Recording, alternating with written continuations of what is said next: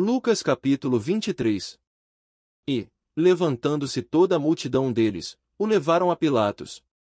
E começaram a acusá-lo, dizendo: Havemos achado este pervertendo a nação, proibindo dar o tributo a César, e dizendo que ele mesmo é Cristo, o rei. E Pilatos perguntou-lhe, dizendo: Tu és o rei dos judeus? E ele, respondendo, disse-lhe: Tu o dizes. E disse Pilatos aos principais dos sacerdotes, e à multidão: Não acho culpa alguma neste homem. Mas eles insistiam cada vez mais, dizendo: Alvoroça o povo ensinando por toda a Judéia, começando desde a Galiléia até aqui. Então Pilatos, ouvindo falar da Galiléia, perguntou se aquele homem era galileu. E, sabendo que era da jurisdição de Herodes, remeteu a Herodes, que também naqueles dias estava em Jerusalém. E Herodes, quando viu a Jesus, alegrou-se muito, porque havia muito que desejava vê-lo, por ter ouvido dele muitas coisas, e esperava que lhe veria fazer algum sinal. Interrogava-o com muitas palavras, mas ele nada lhe respondia. E estavam os principais dos sacerdotes, e os escribas, acusando-o com grande veemência. E Herodes, com os seus soldados, desprezou, escarnecendo dele, vestiu-o de uma roupa resplandecente e tornou a enviá-lo a Pilatos.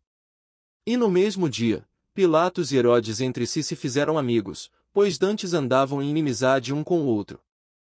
E, convocando Pilatos os principais dos sacerdotes, e os magistrados, e o povo, disse-lhes: Haveis-me apresentado este homem como pervertedor do povo, e eis que, examinando na vossa presença, nenhuma culpa, das de que o acusais, acho neste homem.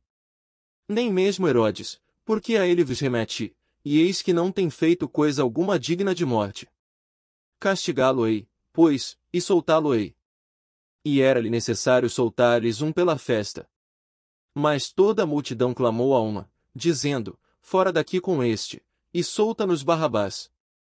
O qual fora lançado na prisão por causa de uma sedição feita na cidade, e de um homicídio. Falou, pois, outra vez Pilatos, querendo soltar a Jesus.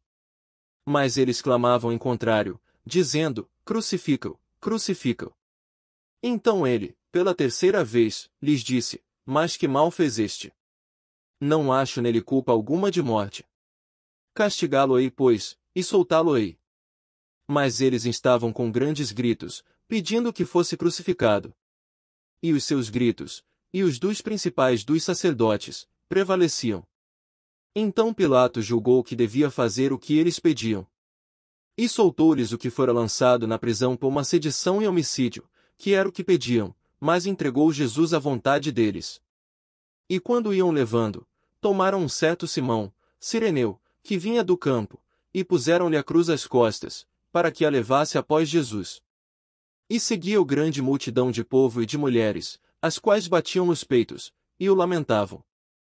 Jesus, porém, voltando-se para elas, disse: Filhas de Jerusalém, não choreis por mim, chorai antes por vós mesmas, e por vossos filhos. Porque eis que hão de vir dias em que dirão: Bem-aventuradas as estéreis, e os ventres que não geraram, e os peitos que não amamentaram. Então começarão a dizer aos montes: Caí sobre nós, e aos outeiros: Cobre-nos. Porque, se ao madeiro verde fazem isto, que se fará ao seco? E também conduziram outros dois, que eram malfeitores, para com eles serem mortos. E, quando chegaram ao lugar chamado a Caveira, ali o crucificaram, e aos malfeitores, um à direita e outro à esquerda. E dizia Jesus: Pai, perdoa-lhes, porque não sabem o que fazem. E, repartindo as suas vestes, lançaram sortes.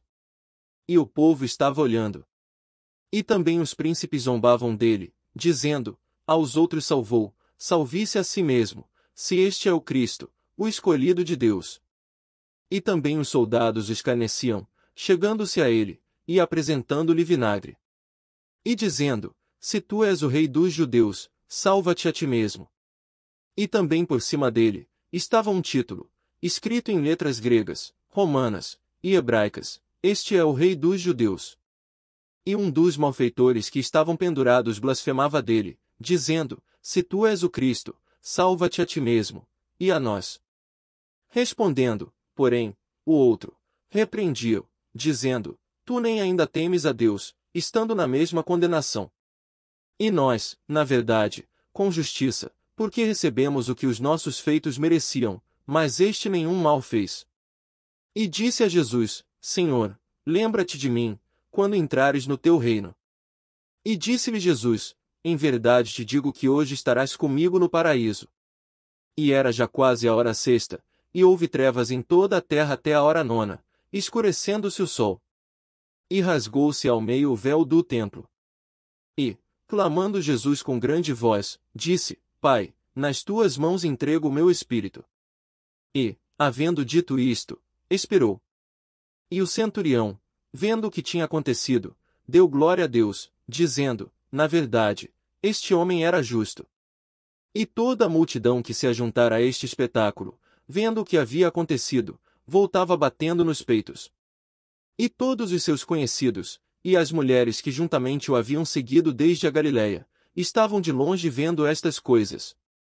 E eis que um homem por nome José, senador, homem de bem e justo, que não tinha consentido no conselho e nos atos dos outros, de Arimateia, cidade dos judeus, e que também esperava o reino de Deus. Esse, chegando a Pilatos, pediu o corpo de Jesus. E, havendo-o tirado, envolveu-o num lençol, e pô-lo num sepulcro escavado numa penha, onde ninguém ainda havia sido posto. E era o dia da preparação, e amanhecia o sábado. E as mulheres, que tinham vindo com ele da Galiléia, seguiram também e viram o sepulcro, e como foi posto o seu corpo. E, voltando elas, prepararam especiarias e ungüentos, e no sábado repousaram, conforme o mandamento.